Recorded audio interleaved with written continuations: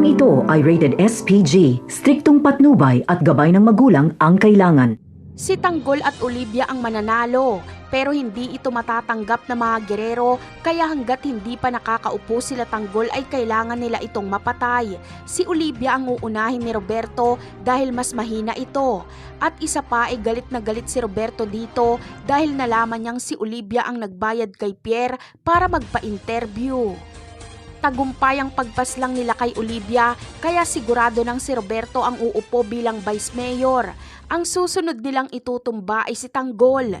Dito ay kailangan ni Roberto na napakalakas na puwersa dahil sasalakayin nila ang mansyon ng mga Montenegro.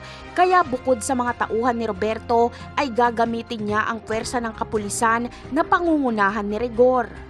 At sa paglusob nga nila Roberto at Rigor sa mga Montenegro ay marami ang masasawi.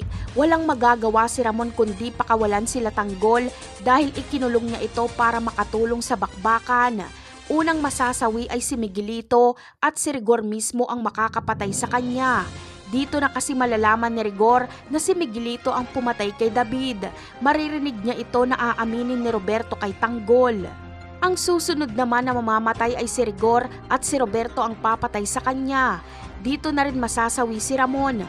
Pagtutulungan siya ni Roberto at ng mga tauhan nito. At ang papaslang kay Roberto ay si Tanggol. Pati si Don Julio ay mamamatay na rin. Ang pagkamatay ni Ramon at Don Julio ay magbibigay daan sa kagustuhan ni Tanggol na sugpuin ang droga dahil hindi niya na makakalaban si Ramon. Kay Tanggol mapupunta ang yaman ng mga gerero at Montenegro. Gagamitin niya ito para itulong sa mahihirap at labanan ng mga sindikato. Ganun pa man ay kahit marami ang mawawala, ay marami din ang mga bagong karakter na darating.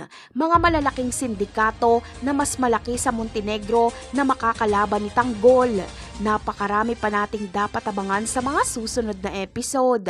Paalam!